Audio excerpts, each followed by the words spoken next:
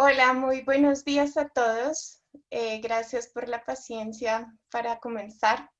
Mi nombre es Natalia Pardo, profesora del Departamento de Geociencias de la Universidad de los Andes, y seré la moderadora del encuentro que nos une hoy.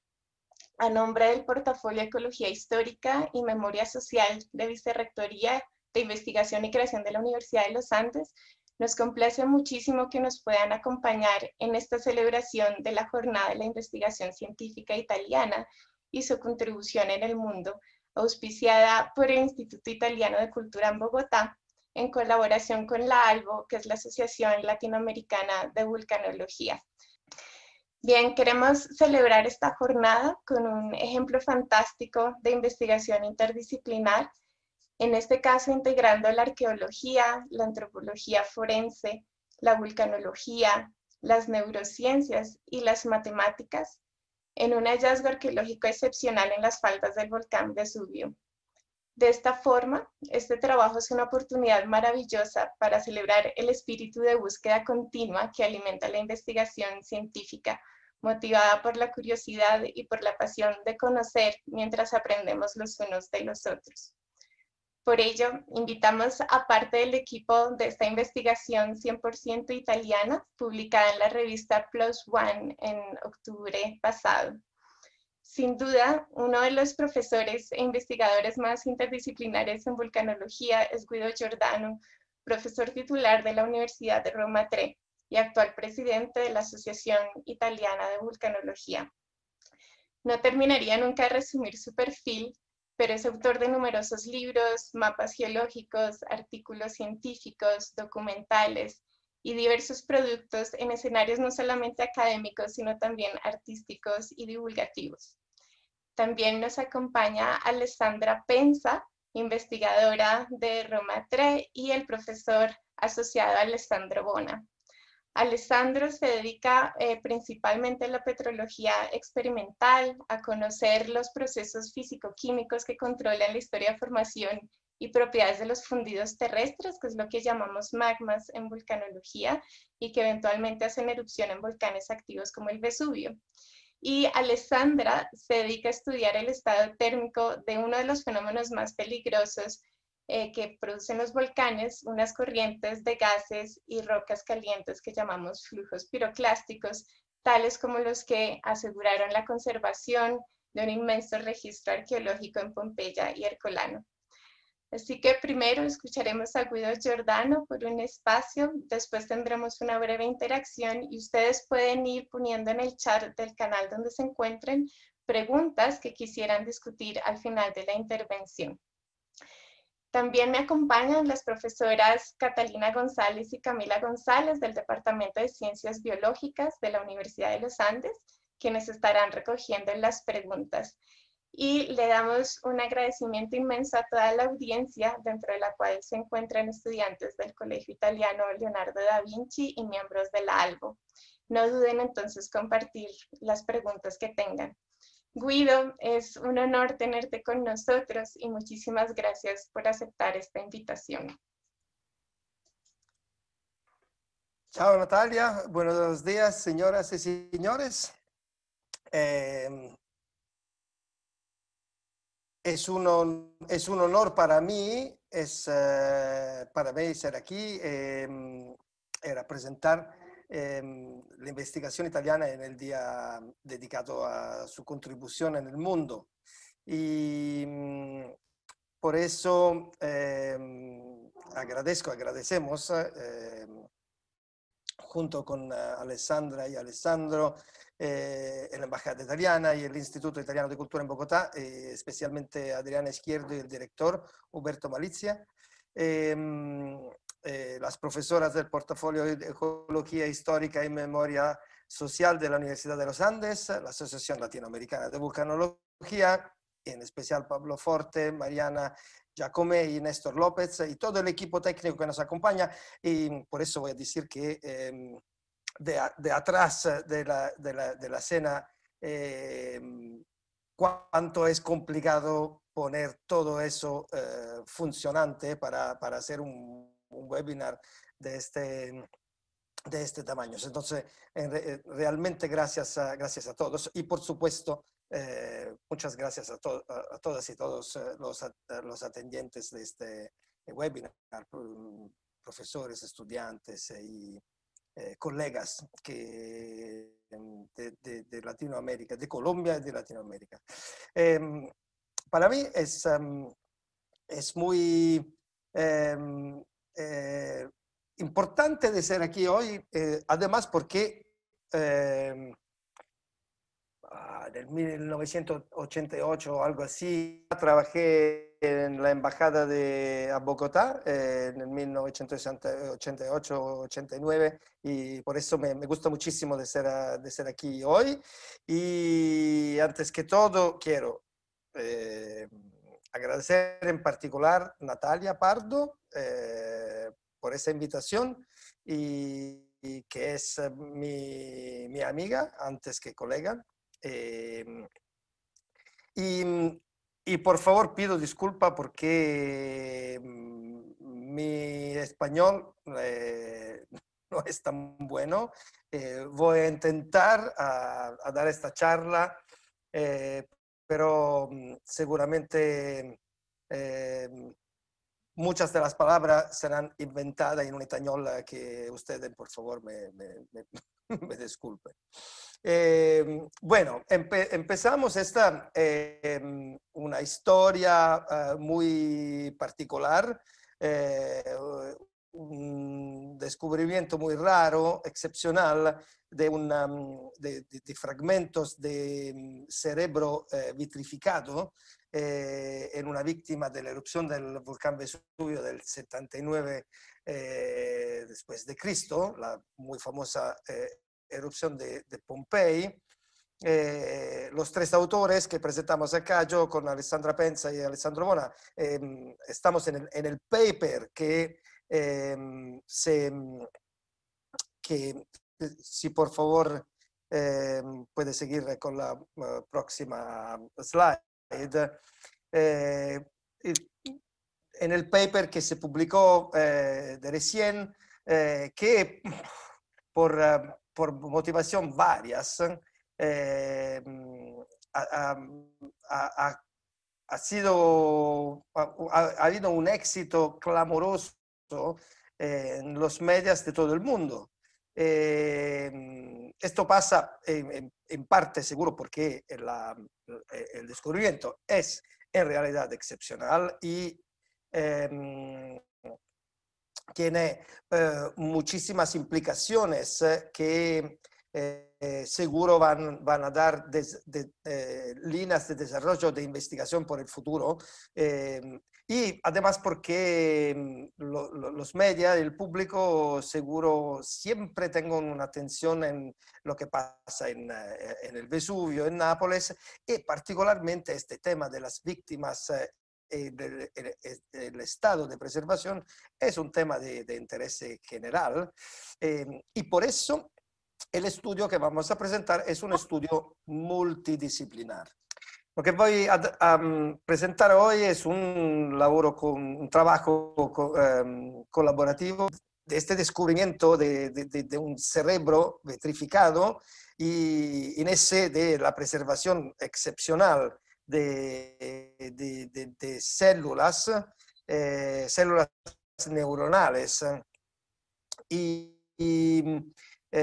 que se refieren a la erupción del Vesubio del 79 después de Cristo, que es como decir 2000 años de preservación de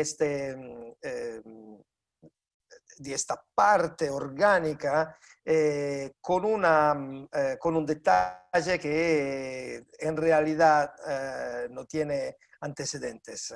Es un trabajo colaborativo, como anticipó Natalia, y muchas personas. Lo que queremos hacer hoy es mostrar cómo un descubrimiento de esta natura que por varias razones llegan al grande público a través de los medios pero cómo se construye en lo largo del tiempo, del mecanismo de la investigación. Este particular descubrimiento para nosotros ha sido increíble y lo entendimos cuando lo conseguimos, que era algo que podía ser de interés general. Pero la historia que está detrás, que es para mí tan interesante cuanto el descubrimiento mismo. Y en particular es importante para nosotros de darme cuenta de esta manera porque yo soy volcanólogo y también Alessandra y Alessandro, y nos vamos a hablar de neuronas, que claro, no son exactamente el tipo de sujeto de investigación de volcanólogos, pero lo que quería dar cuenta es cómo se construye un percurso que al final se concretiza en una investigación multidisciplinar. Bueno, se empieza con por qué, cuáles son los ingredientes principales de la investigación científica en general. Claro es que la curiosidad, la pasión y el amor son las motivaciones principales de los investigadores, pero seguro el método para conseguir datos y la dedicación y tengo que decir el esfuerzo y la paciencia son muchas veces tengo que ser muy fuertes porque no siempre se consiguen datos, no siempre se consiguen cuando nos la hemos planeado. Entonces, se puede planificar la investigación científica y se tiene que hacer, y todavía hay muchos eventos que son totalmente aleatorios y para que se consiga un descubrimiento científico, yo pienso y creo, me parece que en todos los casos en los cuales hay grandes descubrimientos, también la suerte, la casualidad es importante, tan cuanto la causalidad. Bueno, empezamos a dar cuenta de que cuál es el tema general. Nosotros estudiamos erupciones volcánicas e en particular, en este caso, las erupciones explosivas y los varios fenómenos, las fenomenologías que están asociadas. La más peligrosa de esta se llaman flujos piroclásticos. Flujos piroclásticos, como se ven en este video, se originan usualmente del colapso de una columna eruptiva o del colapso de un domo de lava arriba de un estratovolcán, y son avalanchas de pomes, de ceniza, de rocas, de piedras de varias naturas. Y han sido en la historia humana la tipología de fenómeno más destructiva que nos hemos conocido como comunidades humanas. La erupción del Vesubio del 79, por supuesto, es un tipo de esta. Al empezar del 1900, el más grande desastre conocido es la erupción del volcán a la isla de Saint-Pierre en Martinica, en los Caribes, en los cuales una singola erupción devastó una entera ciudad y mató 30.000 personas.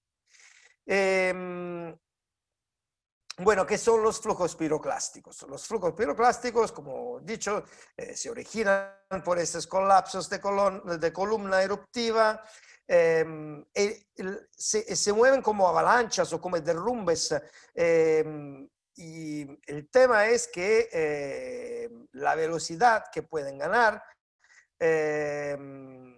puede ser en exceso de 300-400 kilómetros por hora. Y por eso se entiende que si estás en el percurso del flujo piroclástico, no hay mucha posibilidad de sobrevivir. Pero nosotros no tenemos un entendimiento completo de cómo estos flujos piroclásticos se mueven. Y la razón está clara, porque es muy difícil de sacar datos de flujos piroclásticos al momento que se mueve, que el fenómeno se está desarrollando.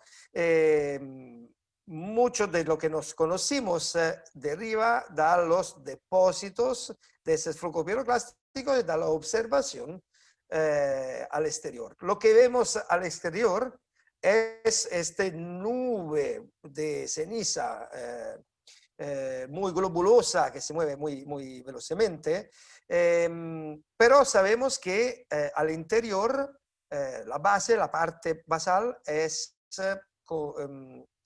mucho más densa, y esta es la parte que usualmente es la más peligrosa. A la izquierda el video muestra el último flujo piroclástico que se originó a Italia el 16 de noviembre a la isla de Stromboli. Bueno, pero no solamente esta parte basal es que está muy concentrada, entonces sus peligros está conectado al impacto que el flujo piroclástico, como se dice, es la presión dinámica, que es más o menos como una multiplicación entre la velocidad y la densidad, la concentración. Pero también hay esta nube diluida que está alrededor, que no tiene una presión dinámica muy fuerte y no te va a matar si te golpea. Pero el tema es que también esa puede transportar calor. Y en ese caso, que es el tema del descubrimiento de hoy, esto tenemos que comprenderlo. Por ejemplo, esta es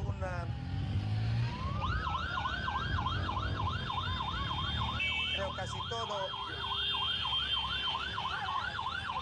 muy fuerte.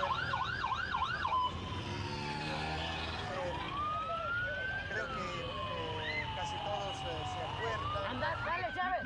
La erupción Dale. Mira Dale, que Chávez. a la izquierda este video.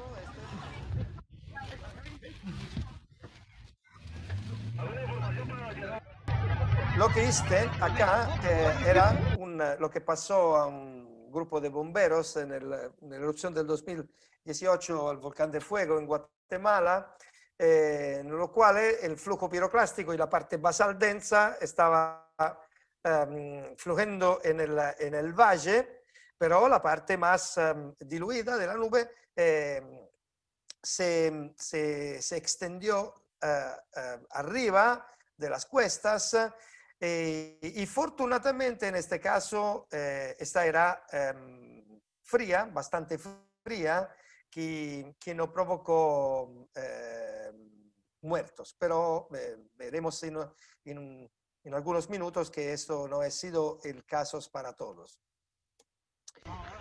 Bueno, en realidad la mayoría de los trabajos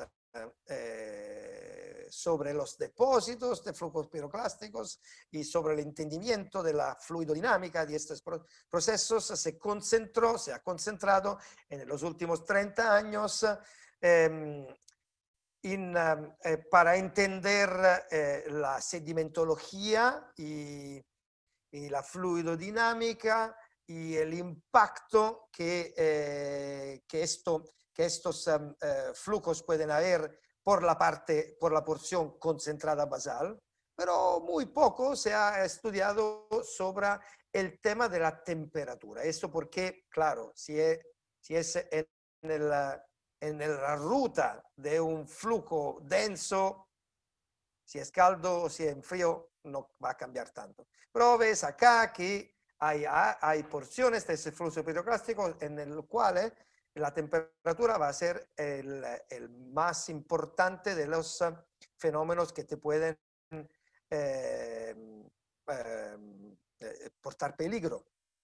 Y entonces el grupo de Romatre se concentró muchísimo en los últimos 20 años tratando de trabajar sobre este tema, que cómo se transporta la energía térmica en un flujo piroclástico, cómo se va desarrollando y qué tipo de peligro este tema puede presentar para la comunidad humana.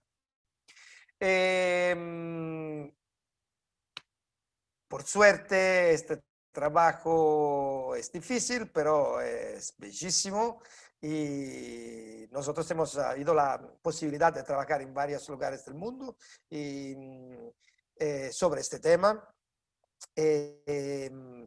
Y por eso construir un entendimiento por lo cual creo que hoy tenemos algunas respuestas general sobre cómo el proceso de flujo piroclástico, el transporte de energía térmica se desarrolla. La primera cosa que hemos documentado con fuerza es cuáles son las medidas que se tengan que hacer.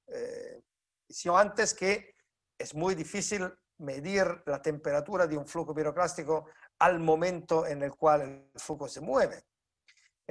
Todo lo que podemos hacer es medir los depósitos de ese flujo después que el flujo se para. En algunos casos, algunos científicos se ponían con termómetros, con termocuplas a mesurar la temperatura inmediatamente después del evento, como pasó en el 1980 al Mount St. Helens, algunos colegas del Servicio Geológico estadounidense. Pero claro que es mucho más seguro tener una posibilidad de medir esta temperatura de emplazamiento del flujo piroclástico si hay algo que medir cuando el flujo está frío, después de años o después de 1000 de años o más. Aquí tenemos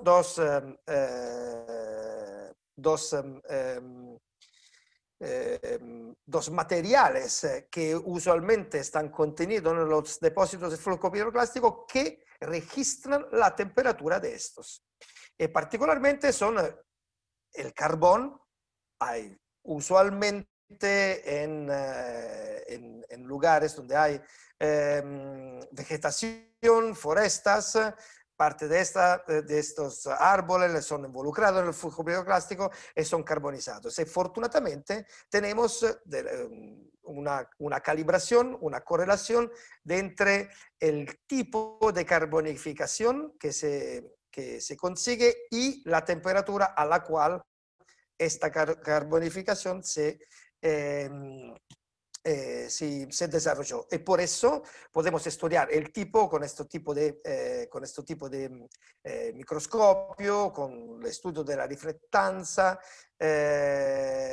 y podemos convertir este estudio del carbón en temperatura. Y también Otra cosa es que usualmente en los flujos piroclásticos hay pedazos de lavas o de rocas antiguas que en la explosión se involucran en el flujo, pero son más antiguas, son del cráter o del conducto, y estas al enfriamiento consiguen una magnetización que podemos medir y con precisión conocer la temperatura. ¿Y qué hemos aprendido con estos métodos?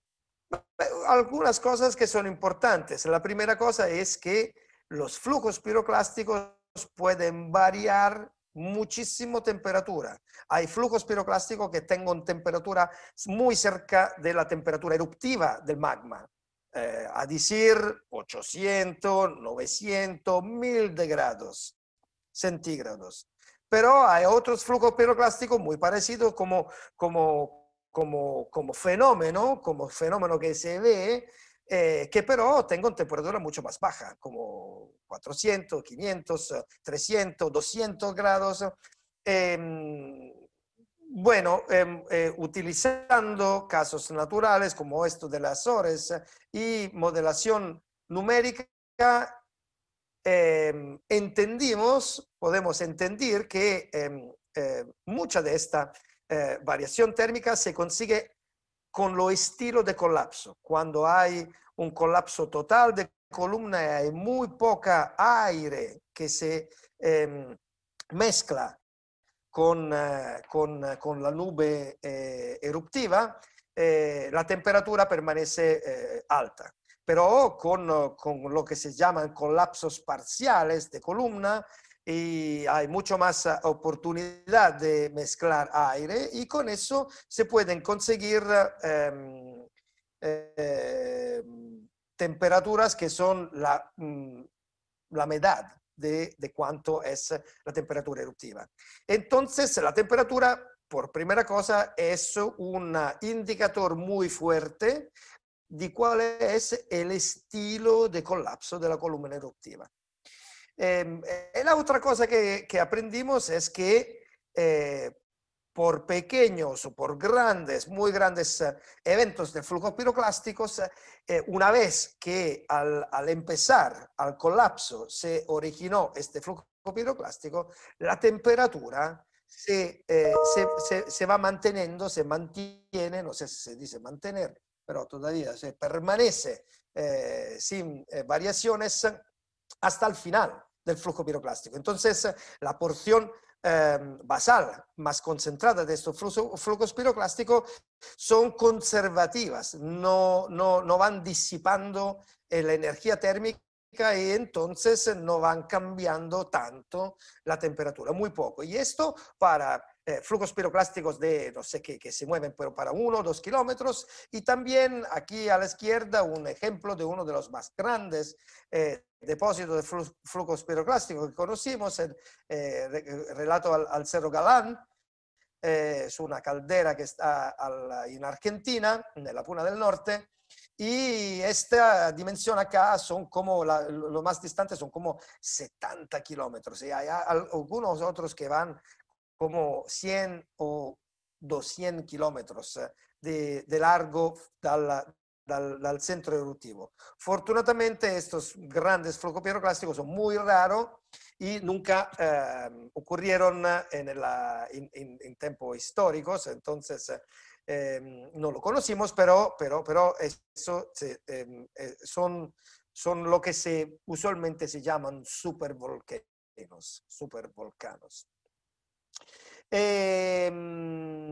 La temperatura se puede cambiar si hay topografía muy irregulares, por lo cual hay ingestión de aire, y también si hay canalización. Este es un caso del Colima, de la erupción de Colima del 2015. Si hay canalización como esta, la conservación de temperatura va a ser mucho más eficiente. Bueno, todo ese entendimiento, pero no lo más que relevante es un otro pedazo de conocimiento que conseguimos nuevamente estudiando el caso de Colima, especialmente era Alessandra Pensa en este estudio. Esto es una foto de lo que parece en el campo. Hay el valle que está relleno del depósito de la parte más densa, más concentrada del flujo piroclástico, pero además, por el lado del valle, hay un depósito mucho más fino y hay muchos de árboles que están vertical. Y sí, el interesante es que en este caso podemos estudiar la carbonificación de esto, que está relativa a cosa, está relativa, aquí ve este diagrama por la derecha, está relativa a lo que pasó a este árbol al impacto con la nube diluida, no con la parte más concentrada. El descubrimiento en este caso era que seguro por lo externo se ve un gran engolfamiento de aire, pero todavía, por lo menos por los primos metros que podemos medir, las temperaturas de estos son la misma de la parte más concentrada. ¿Por qué esto es importante? Bueno, es importante porque esta parte diluida, que no hemos visto en el caso de los bomberos al volcán de fuego en Guatemala, en la cual estaba fría, puede moverse independientemente de la parte concentrada. Este es un caso de la erupción del 1997 a Montserrat, ai Carabi, donde se ve un valle muy inciso y se ve como la parte concentrada sigue perfectamente el valle, pero se ve también que la parte más diluida, en este caso, va subiendo la topografía, porque se puede mover en manera casi independiente. Y lo que pasó, por ejemplo, en el 1991 en Japón, en la erupción del Mount Unzen, es que en un caso muy parecido a esto, este es un mapa donde se ve el flujo más concentrado que sigue el valle, pero ves con estas flechas acá que la parte diluida se movió arriba de varias cuestas.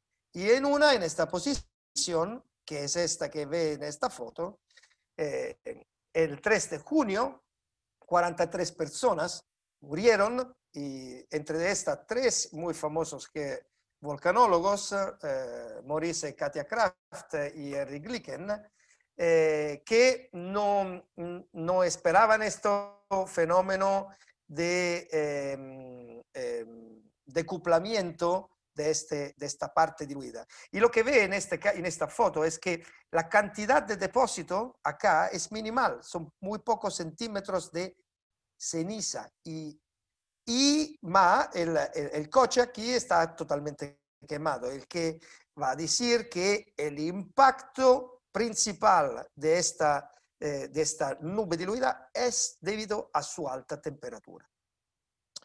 Y con eso podemos moverse en el caso del Vesubio.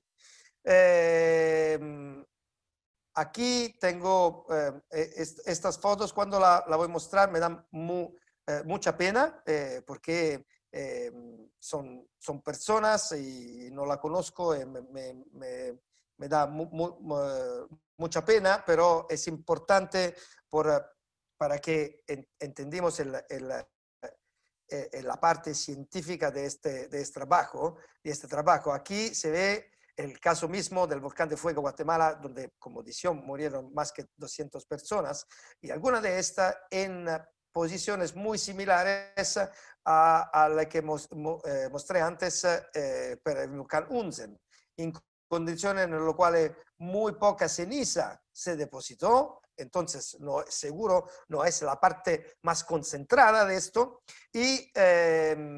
pero se murieron con evidencia de ustiones muy grandes. Entonces, es la temperatura en ese caso que es... las posiciones de estos son muy similares a la que vemos al Vesubio. Y estas fotos acá debajo, no sé si llegó la noticia, pero ha sido un recién descubrimiento que en Italia sí ha habido mucho descubrimiento de media de dos cuerpos en esta posición que son muy parecidas. Esta posición se llama posición del pugilator, del boxer, que es muy similar a esta. Y nos hace entender que los procesos que vamos viendo probablemente son muy similares, muy parecidos. ¿Qué sabemos de la erupción del Vesubio del 79 después de Cristo? Sabemos mucho porque probablemente es una de las más famosas en el mundo. Seguro es la primera que ha sido describida con una observación casi científica.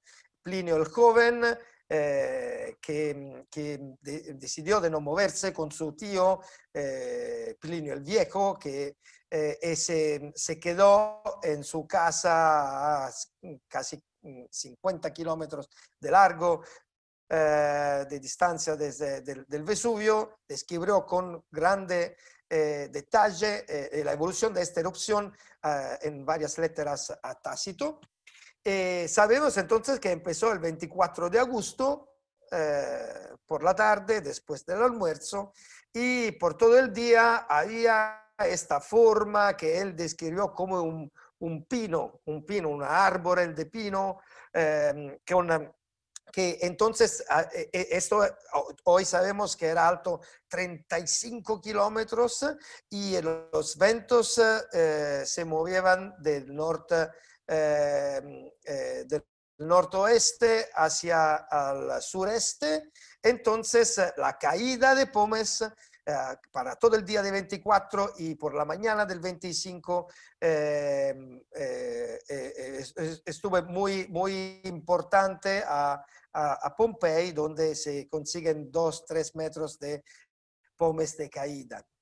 Pero por la noche, en Ercolano es una posición distinta, no estaba bajo de la caída, estaba en posición marginal, se ve esta grande erupción, pero la caída estaba en otra dirección.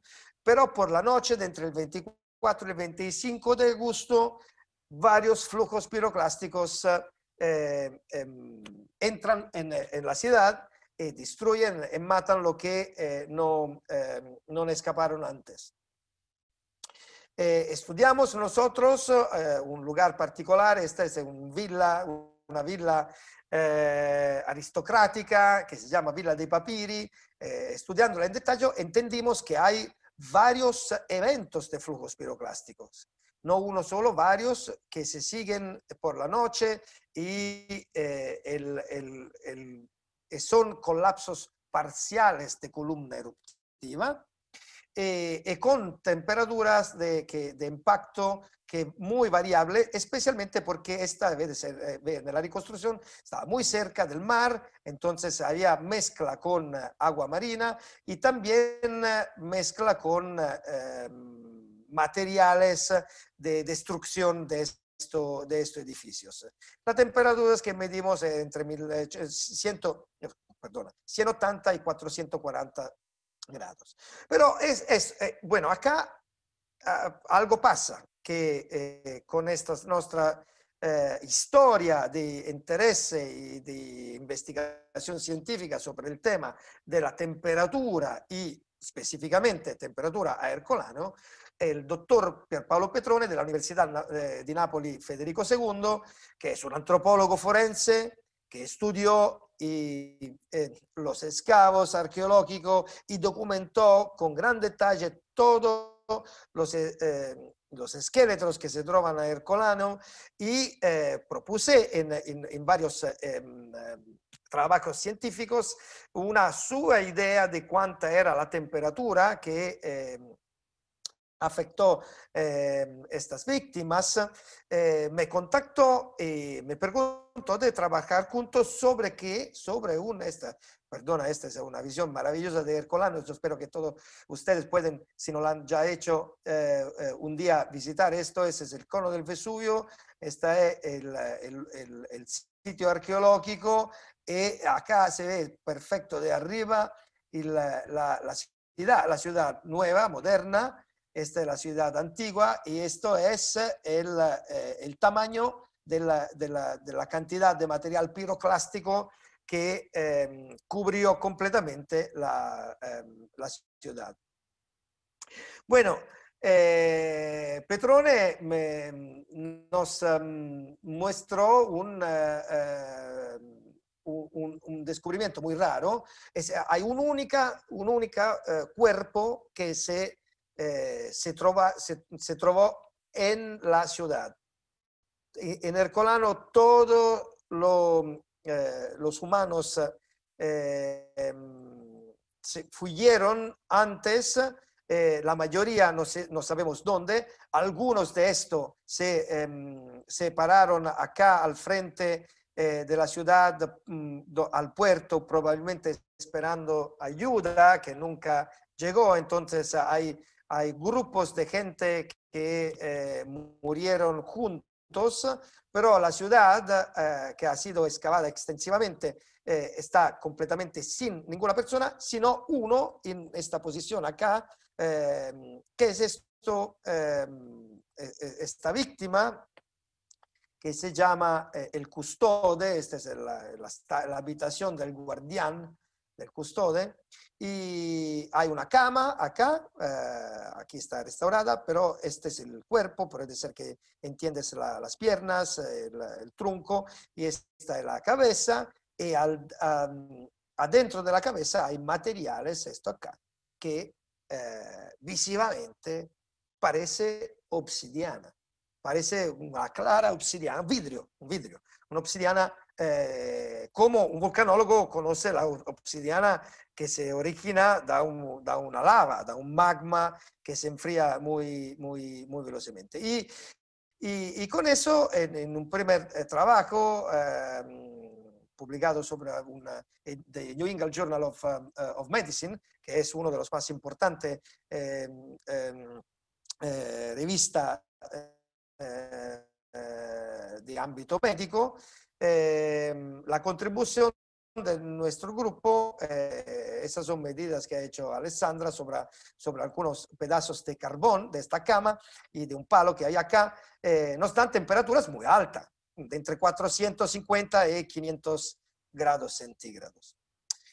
Pero este es un problema, porque aquí tenemos que entender que es un vidrio. Un vidrio es un líquido en realidad. Es un líquido sobreenfriado, enfriado tan velocemente que el líquido no puede cristalizar. Y este proceso de enfriamiento rápido se llama vitrificación. Entonces eso tiene un comportamiento reológico de sólido, pero no es un sólido cristalino como todas las rocas son, pero es un líquido sobreenfriado con una viscosidad que es la misma viscosidad que conocimos para sólidos. Y claro que esto es muy famoso, Murano, cerca de Venecia. Hay una industria de vidrio por lo cual fortunadamente sabemos manejar el tema de investigar el proceso de vitrificación. Entonces, lo que hemos decidido de hacer en nuestro grupo ha sido, bueno, que vamos a hacer lo que hacemos usualmente sobre vidrio volcánico. Lo que se hace es usualmente hacer el proceso inverso per intentar se llama temperatura de transición vitrea. Esto es un proceso que prevé de poner el material en un calorímetro de fornir temperatura y ver cuándo, no voy a entrar en ningún tipo de detalle en esto, cuando el calor específico volumétrico de este material cambia valor, cambia tan rápidamente que, ¿por qué cambia? Cambia porque cambia el estado, bueno, no es el estado, ma cambia la energía interna del sistema. No pasa nada, sino es tan claro lo que es importante que para hacer esto, antes que todo, hemos hecho todos los análisis, documentar estos pedazos porque son muy importantes y son limitados. Tenemos una cantidad limitada y este tipo de investigación, este tipo de experimento es un experimento destructivo. Después de esto, vamos a poner este pedazo aquí y subir temperatura hacia 500, 600, 650, 700 grados. Claro que esto va a cambiar completamente forma, natura, etc. Entonces, hemos hecho todo lo que podemos hacer para documentarlos antes que lo destruimos. Y primera cosa, documentamos con seguridad que no es un vidrio silicático, magmático, volcánico, porque la composición es carbonio, oxígeno, hidrógeno, que es una composición orgánica. Y esto lo sabemos muy bien y de acuerdo con eso, la densidad es la densidad de un material orgánico, más o menos 1 gramo por centímetro cúbico, que es la densidad del agua. Y después hemos hecho una tomografía tridimensionales para documentar todo, no solamente lo que se ve de afuera, ma lo que hay adentro. Esto es más o menos como una tomografía que se hacen con nosotros, con los cuerpos de las personas cuando tenemos un problema médico, pero eso es un fragmento de 1 milímetro de lo que conocemos en detalle ahora, el tipo de que hay una vesicularidad del interior, varias cosas. Pero aquí venimos al descubrimiento. Al final hemos llegado al descubrimiento. Y en esto me gusta sottolinear la casualidad de esto. O por lo menos, no es la casualidad, porque, pero no esperábamos este resultado. Tenemos en nuestro departamento un microscopio electrónico a scansión electrónica, SEM, muy bueno, y entonces, como otra investigación documentaria, hemos decidido de simplemente utilizar este microscopio que puede magnificar 100.000 veces la imagen. Entonces acá vemos, aquí puede que ver, esos son 3 micrómetros, y que significa que acá vemos muy perfectamente cosas que son de dimensión nanométrica. En esto, en principio, la idea, entonces, el método nos llevó a hacer este tipo de análisis, ma non era en la nuestra intención, no esperábamos de ver lo que hemos visto en realidad, que es un mundo, algo totalmente nuevo, y inmediatamente nos vimos sobre estas superficies formas que como geólogos volcanólogos no entendimos exactamente qué, pero hemos estudiado por lo menos paleontología, conocemos el proceso de fosilización, lo entendimos muy bien, cosa es una morfología de origen orgánica. E inmediatamente reconocimos en esto algo de interés biológico. Y formas increíbles como estas. Y estas que después descubrimos ser formas celulares. otras y muy particulares. Esto parece un pasta, un fusillo de pasta, hay variísimas cosas que inmediatamente compartimos con los colegas biólogos, con los antropólogos forenses que podían darnos una idea no puramente cualitativa, ma quantitativa de lo que son. Me parece muy claro, esta es una imagen que inmediatamente en realidad antes de contactar a los biólogos, Alessandra, sobre internet con su cell phone descargó y se ve muy bien que esa era la primera cosa que pensamos. Estamos en un cerebro, pueden ser neuronas, esto es un neurón, la morfología de un neurón, mira cómo es esto, parece muy parecido, pero claro, aquí el multidisciplinar es importante porque los biólogos saben cómo y cuál imagen, y entonces hemos hecho varias sesiones de medida juntos.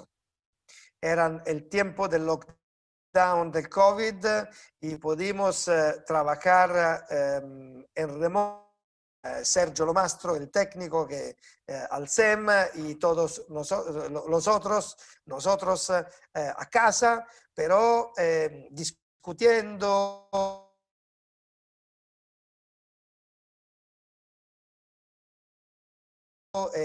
por esto es un axón, es un pedazo de esta estructura celular neuronal, tiene que esta medida y esta medida, esta misura, esta otra misura, y también tratando la imagen se ven las membranas mielínicas, como se llaman, todas cosas que nosotros no sabemos como volcanólogos, pero empezamos a aprender y en al final podemos demostrar cuantitativamente que esto es un cerebro vitrificado. El descubrimiento es único porque no hay otra manera de preservar fosilizados o mumificados que sean tan conservativos como el proceso de vitrificación. Porque el proceso de vitrificación, como sabes mirando una botella o el vidrio de tu ventana, es un proceso que preserva exactamente la estructura del líquido al tiempo de que va en transición vidria. Pero, y con eso voy a terminar y a dar la posibilidad de preguntas si lo quieren. Exactamente qué estamos viendo, cuáles son las consecuencias de este descubrimiento. Seguro es fantástico per sé, porque es algo que no existía antes.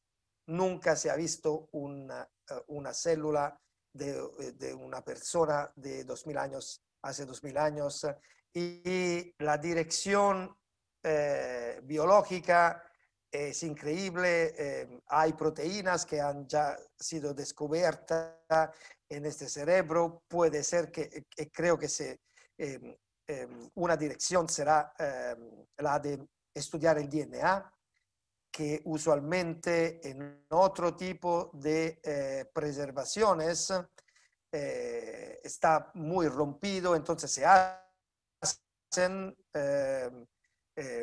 estudios de DNA, mas nunca en materiales que tienen un estado de preservación como esto. Y muchas otras cosas, como dicho, de proteímica y otras cosas que conozco poco y no quiero particularmente comentar.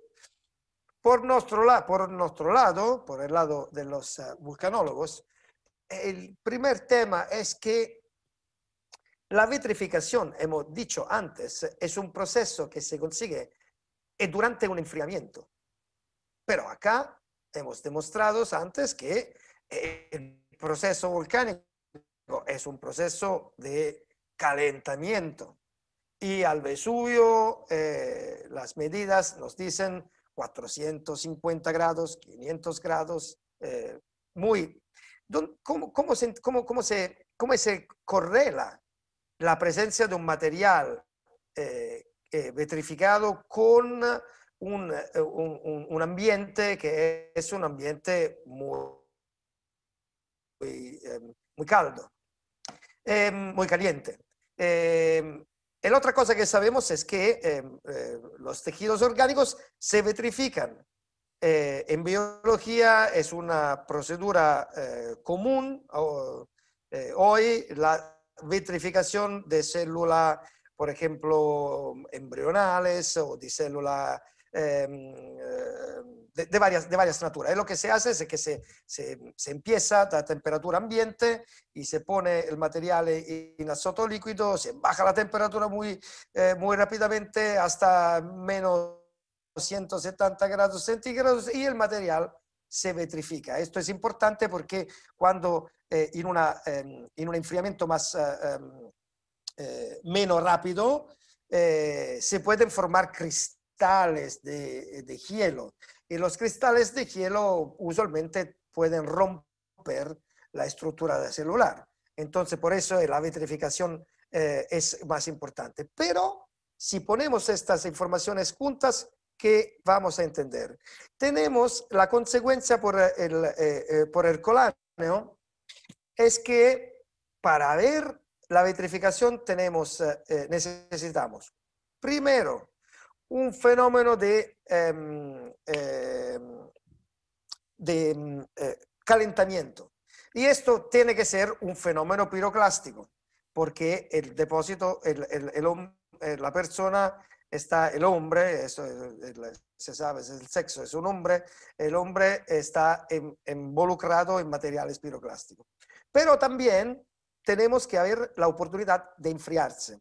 Si tenemos presente lo que hemos dicho de las nubes diluidas, podemos envisionar que en una parte inicial de la erupción,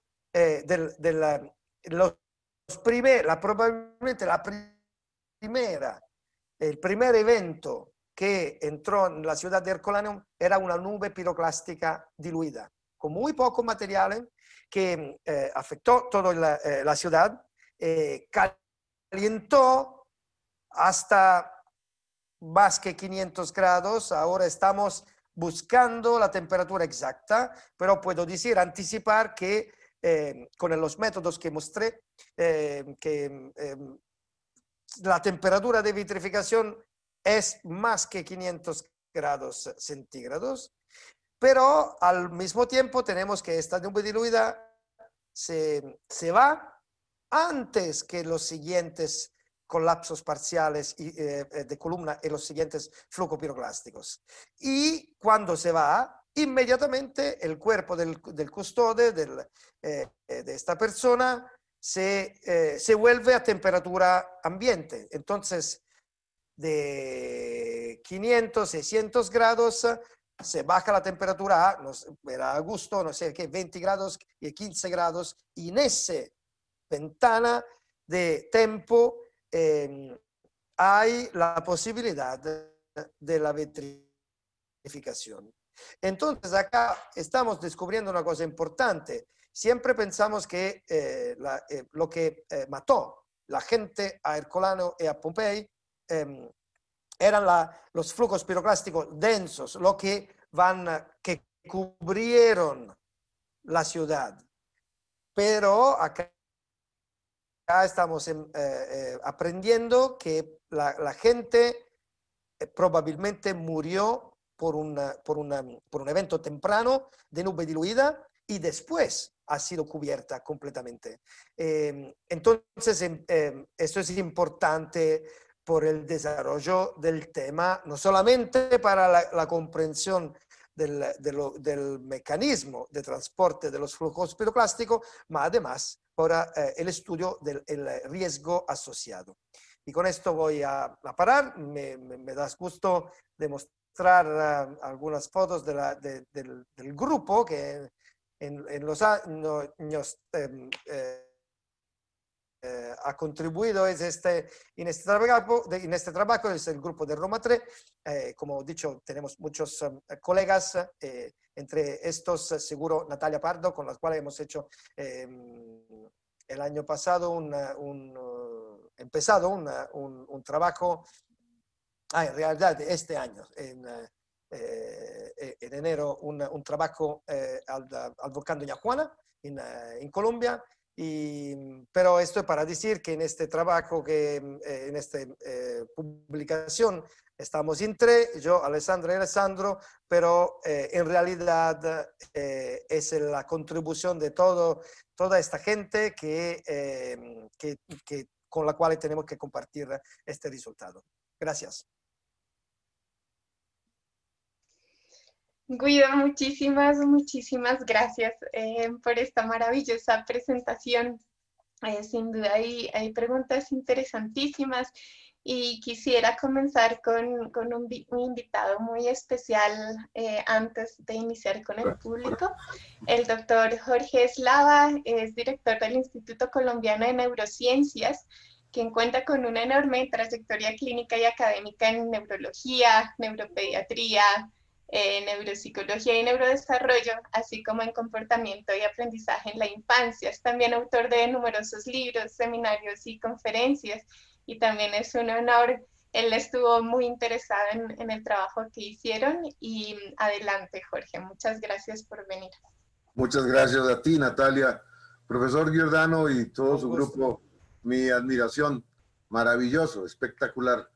A mi conocimiento, esta es la primera descripción de este tipo de hallazgos que fue posible por la tecnología de dispersión de energía por espectroscopía de rayos X en tejido neural, como ustedes lo describen en su artículo.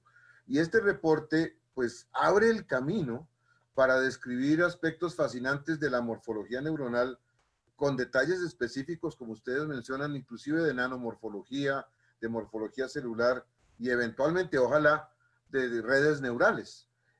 Si esto fuera cierto, y dado el hecho de que la historia antigua y la prehistoria de la humanidad deben haber estado llenas de catástrofes como esta técnica que ustedes mencionan podría convertirse en una herramienta maravillosa para descubrir las vías, las formas y los hitos principales a través de los cuales el hombre contemporáneo llegó a construir su cerebro. Y por todas esas razones yo quisiera preguntarles, en primer lugar, ¿conocen ustedes otras descripciones de hallazgos de vitrificación en tejidos como el que ustedes hoy están describiendo? Y en segundo lugar, ¿creerían ustedes que otras víctimas de catástrofes análogas podrían llegar a mostrar hallazgos similares que permitieran como construir ese mapa de cómo se fueron armando las redes, las neuronas y demás del hombre primitivo hace 10.000, 12, 15.000 años a hoy? Y una vez más, felicitaciones de corazón. Maravilloso trabajo. Por favor. Muchísimas gracias y encantado de conocerla. En principio, sí. Me parece que en el caso de esta víctima no va a ser único. Y como hemos visto, también hay otros que pasaron algo similar en erupción modernas. En realidad no tenemos, esta es la primera vez, pero otra cosa que es importante es, como sabes, en la ciencia, esa es una otra lección de la ciencia, se va buscando lo que conocemos usualmente. Así que esta es la primera vez que se ve, y yo espero que, por ejemplo, siguiendo la investigación, primero en el Colano y Pompey, podemos conseguir otros tejidos orgánicos que están en la misma condición. Entonces, creo que esto es el primer lugar donde se debería concentrar una investigación en este sentido. Seguro hay otros lugares. Hemos hecho una gran investigación, hemos ido leyendo literatura científica de varias naturas, de arqueológica, biológica, sobre el tema de la posibilidad de haber otros ejemplos de vidrio, de tejido orgánico vitrificado en el récord arqueológico o geológico. Y solo uno de manera convincente lo hemos buscado en un caso en Turquía, porque ese era un caso de una tumba que experimentó un gran incendio de arriba. Entonces, este proceso de calentamiento y después de enfriamiento rápido se realizó. Seguro, creo que lo que tú dices del tipo de potencialidad de la reconstrucción de la red neuronal y de cómo se desarrolla en el tiempo el cerebro humano u otros tejidos, es algo que totalmente nuevo, que creo que va a dar muchísimas posibilidades de desarrollo de investigación y de conciencia. Muchas gracias, muy amable. Muchas gracias, Jorge. Gracias. Bueno, y sí, un gran honor que nos hayas podido acompañar.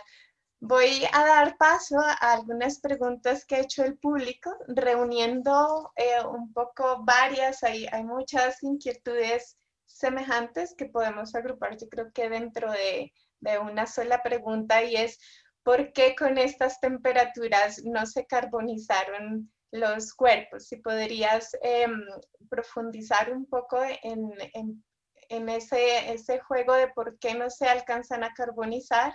Y en paralelo, cómo se logra entonces la preservación de, por ejemplo, los frescos y los murales y todas las pinturas que hay en Pompeya y en Ercolano. Sí, bueno, muchas gracias. Primera cosa que quiero decir que el tema de cómo se preservan los tejidos orgánicos en este tipo de ambiente es un tema de discusión. Entonces, por ejemplo, esto es en Pompey, como saben, se hace un hueco de forma del cuerpo, así que hoy podemos conocer calcos, creo que se dicen así, ¿no? Calcos que reproducen moldes, que reproducen exactamente la forma. Pero este moldes no existen en Ercolano.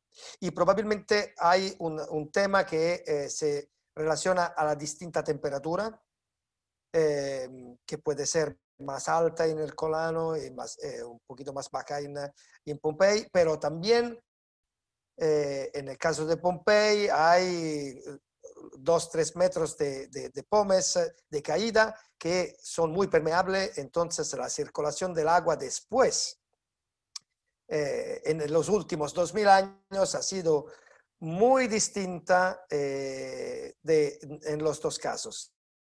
Entonces, la preservación del material orgánico es dependiente del proceso que experimentó al tiempo del emplazamiento y en este sentido de la temperatura, pero también de lo que pasa en los 2000 años, en este caso, de este proceso hasta ahora. Entonces, lo que yo creo es que sí, en principio hay una condición varia que tiene que ser creo que la preservación de un tejido orgánico molle, ¿cómo se dice? Blando, ¿no? Como en realidad muy rara. Creo que la única manera de preservarlo es la vitrificación. Porque en el tiempo de la vitrificación el vidrio se comporta como un sólido, por eso se mantiene. Sí, por ejemplo, el carbón que se produce de un árbol es la parte de la celulosa que se va transformando en un sólido. Todo lo que permanece en forma, ¿cómo hai detto? Molle. Blanda. En forma blanda, en el tiempo va a desaparecer. Por eso creo que los materiales que vamos buscando son osos, huesos, son vidrios, huesos, son vidrios o son carbones. Esto es. No sé si esta era una respuesta clara. Sí, y ahí va unida a otras dos preguntas que están haciendo. Una es, ¿cuánto piensas que se pueden preservar?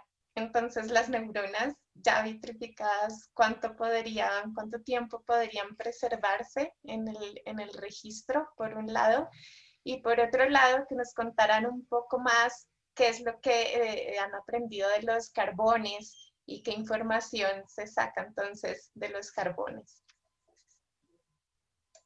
Ok, bueno, a la primera parte de la pregunta voy a dar respuesta yo y después, no sé, espero que Alessandra quiere responder a la parte del carbón con mucho más detalle y precisión que yo. Bueno, el tema de cuánto tiempo es un tema importante. No sabemos mucho.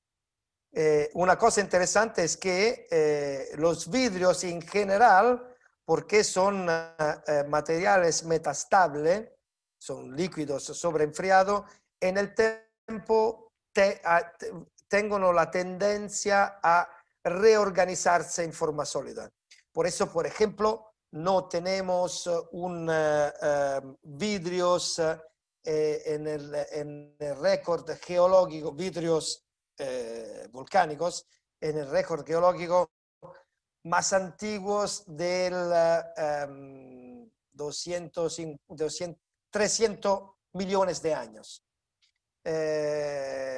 Porque usualmente no más antiguos de 10 millones de años, porque el vidrio se recristaliza. Aquí probablemente el proceso va a ser lo mismo, pero el tipo de vidrio que vemos es completamente nuevo, no sé qué decir. En principio creo que va a ser un tiempo mucho más corto. No creo que esto puede conservarse por millones de años, pero en realidad no lo sé. Eso es todo, es un territorio de descubierta totalmente nuevo. Y Alessandra, por favor, si quieres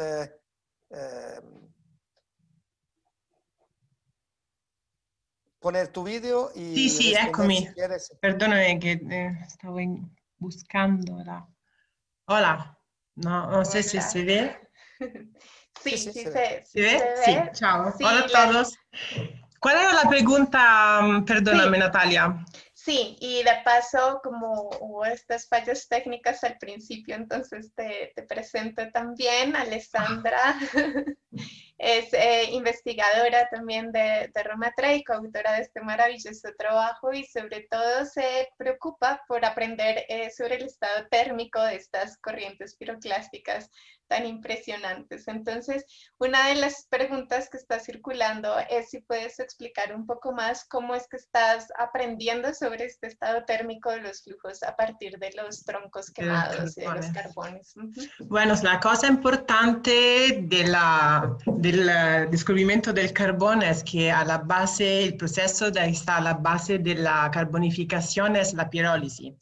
Y Natalia, ¿me escuchas? Porque, sí, bueno, Sí. es la pirólisis. La pirólisis es un procedimiento que involucra la ausencia de oxígeno.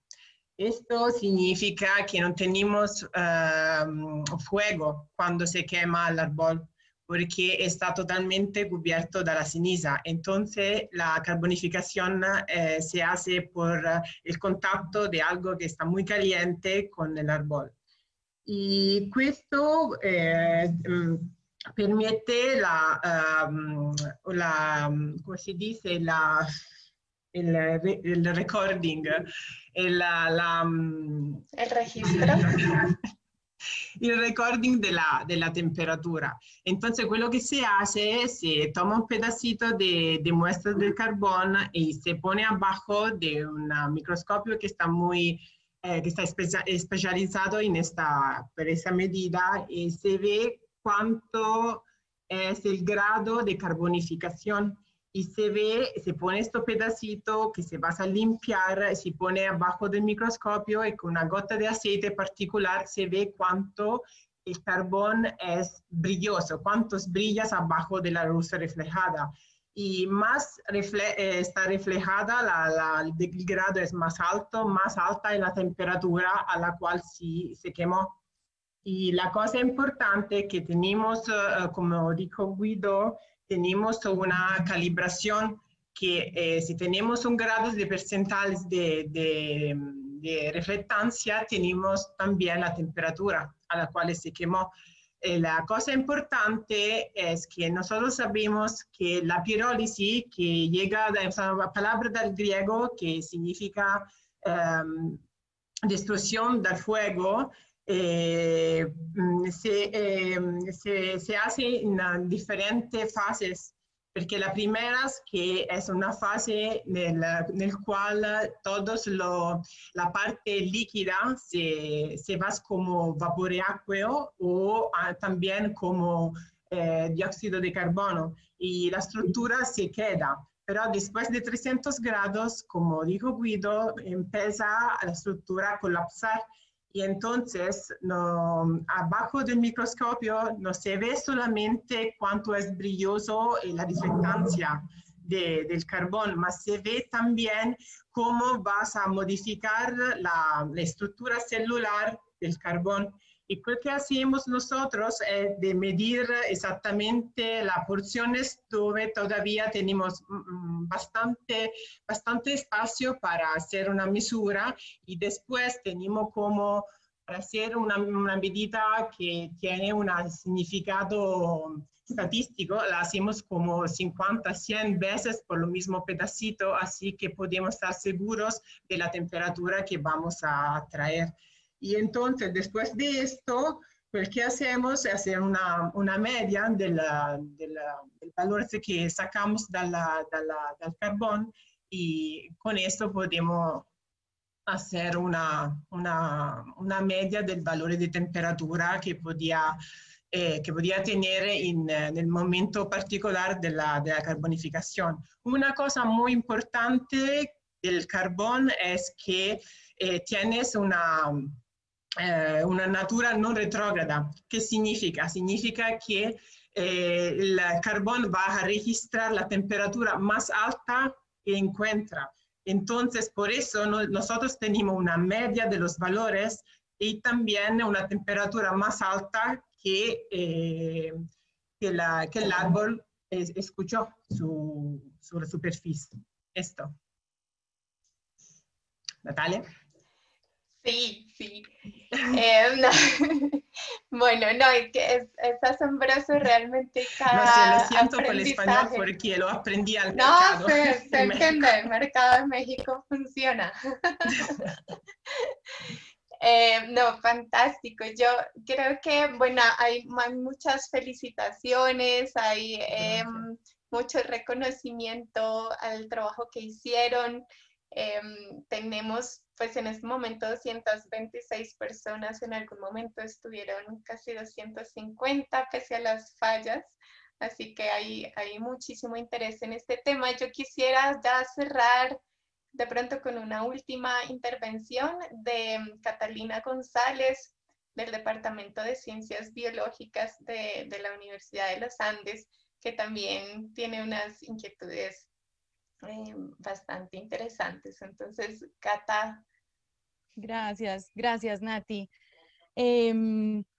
Bueno, no, pues primero que todo, una grandísima felicitación y un agradecimiento muy, muy, muy profundo porque es maravilloso ver cómo se conjugan tantas disciplinas, tantos métodos, tantas aproximaciones para resolver preguntas en lugares y en sitios que hemos estudiado por décadas y por siglos. O sea, Pompeya, llevamos leyendo de Pompeya mucho tiempo y todavía hay muchas cosas por aprender. Entonces, primero es un mensaje de persistencia, de curiosidad.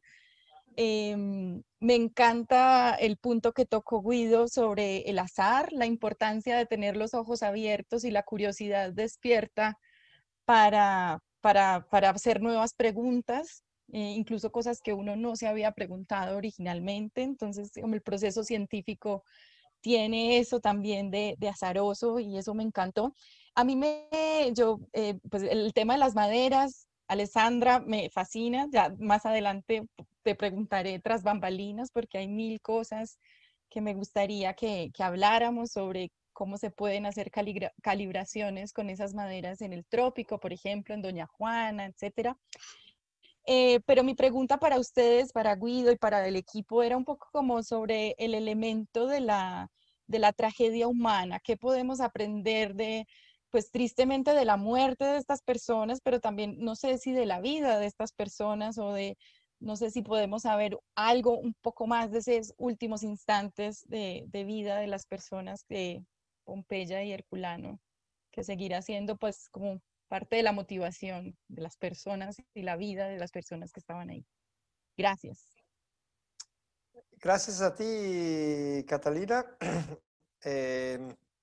Hay varios niveles que se pueden, con los cuales se pueden responder a esta pregunta. Muy interesante. Un nivel científico que esto es lo que me aprendí, por ejemplo, de mi colega Petrone, el antropólogo forense. Él me explicó cuánto es importante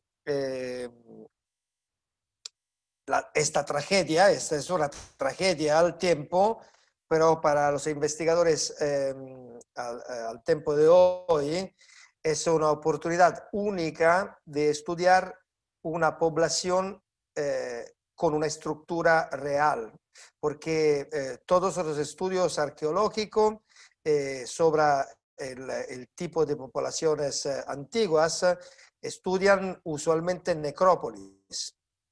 Y claro que el récord de la necrópolis son todas las personas que al tiempo que mueren. Entonces están maladas o están viejas. No es una representación de la gente que vivía en realidad. Esto es como un corte, ¿no? Es un corte a un tiempo X de una entera población. Y por eso esta fotografía in termini di considera che non mi acuerdo exactamente il numero, però in Pompeya hay como 1500 personas. A Herculano más que 100 o algo así. Entonces es un número estadísticamente significativo. Por eso esto es la primera. Lo que podemos saber de qué pasaba es que podemos casi una primera vez conocer una población al tiempo que vivía esta población y que desafortunadamente murió también. El segundo punto, menos científico, pero creo que es importante, no es menos científico. Creo que tenemos menos datos, pero podemos estudiar el comportamiento de estas personas, porque eso es interesante. La primera cosa es el número de víctimas es claramente en las dos ciudades menor del número de personas que vivían en Pompey y en Herculano. Esto significa que en las horas que anticiparon la llegada de los flujos piroclásticos en ciudad, muchísimas personas fuyeron. Y un tema es por qué estos no fuyeron. Y en particular el tema del custode es el único que se quedó en la ciudad, en su cama. ¿Qué pasaba? No sé, podemos haber cualquier tipo de idea. Seguro es que la erupción empezó por la tarde del 24 y los flujos piroclásticos afectaron la ciudad de Herculaneum por la noche. Eran horas y horas y horas de erupción pliniana de tamaño increíble y por supuesto mucha gente se fue. Porque los que vimos en el puerto seguro estaban esperando por socorro o por ayuda. Pero este tipo, ¿por qué estaba por allá? No sabemos. De algún tiempo hemos dicho, puede ser que estaba borracho también, algo así, pero o no sé qué, o que estaba enfermo, o que ha sido asesinado porque, no, por un tema de amor. Todo eso para decir que hace 2 años, pues, tú te acuerdas,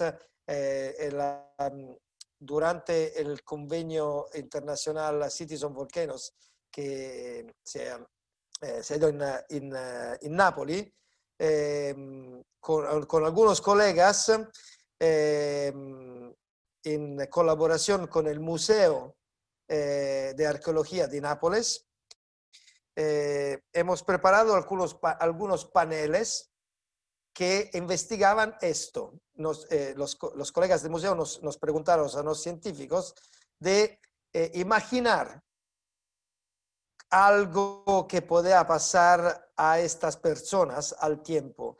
Y yo escribí una historia totalmente de invención de uno que se salvó, porque tenía un miedo terrible. Al empezar de la erupción dejó todo que había, no se curó de preparar, ¿no? de llevar las preciosas o algo, y se fue corriendo, fortunatamente en la dirección correcta, de Pompei a Nola, son algunos kilómetros, pero hay tiempo en 15 horas o algo así, que es el tiempo del empezar de la erupción hasta el tiempo de la mañana del 25, cuando los primeros flujos piroclásticos llegaron a Pompey, que esto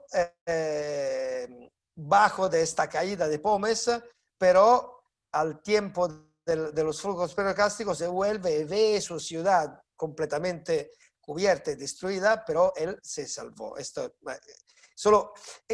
Creo que es un tema importante, no solo para el tema poético, como puede ser esto, pero también para entender el comportamiento humano al frente de los fenómenos naturales, porque es con eso que nosotros tenemos que confrontarse al tiempo en el cual proponemos a un pueblo proceduras de protección civil, proceduras de evacuaciones.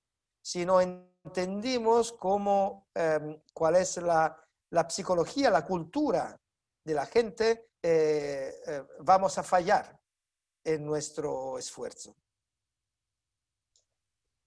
y sí. Muchas gracias. También quiero invitar en el cierre a Camila González,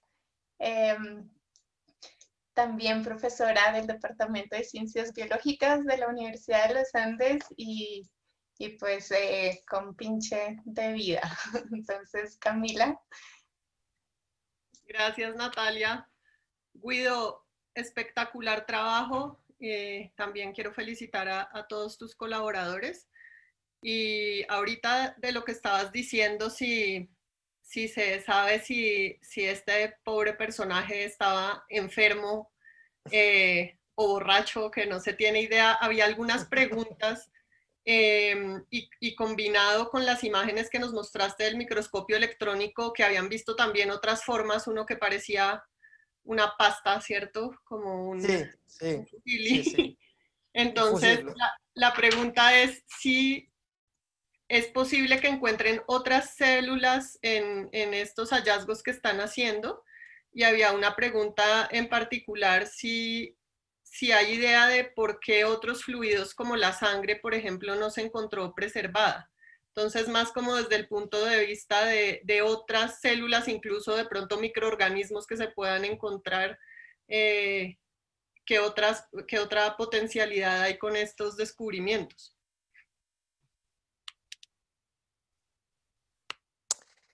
Muchas gracias, Camila, y encantado. Seguro tenemos esto del neurón, de la medida de sus partes, es en realidad el primer estudio, pero correctamente notaste cuántas distintas formas hay preservada. Y los colegas biólogos están empezando ahora a estudiar estas otras células que el extraño, ¿sabes qué es? Que descubrimos que no hay muchísimos trabajos sobre el cerebro humano. Hay de esta tipología, hay muchísimos trabajos por razón obvia. Entonces, pero seguro tenemos como un Atlante ahora de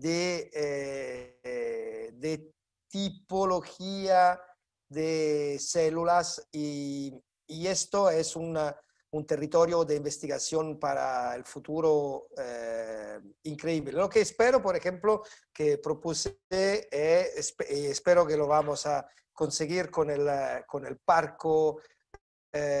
Parque Arqueológico di Ercolano, es de hacer una exposición, no sé si temporánea o permanente, de imágenes de máquinas al microscopio, porque simplemente verla es muy, muy, muy importante. No me acuerdo si había una segunda parte de pregunta, pero sí, todo esto. Sí, había. Guido, sí, gracias. La segunda era sobre la sangre, si había posibilidad sí, la sangre. De fluidos preservados. Mira, yo no sé si mi pantalla está compartida, si se ve o no, pero no sé si se puede compartir ahora o si yo tengo que compartirla. ¿Tú compartes? Sí. Ajá. Sí, sí. Este pobre señor, ¿ves cómo el color de la ceniza es bruno acá, es un color más oscuro, ¿no? Y esto está todo impregnado, ¿cómo se dice? Impregnado. Impregnado de material orgánico. Grasa. No, seguramente parte de esto es originariamente sangre, pero no, el proceso acá parece más parecido a la saponificación, que es el clásico el medio de preservación de tejidos orgánicos en el proceso de mumificación.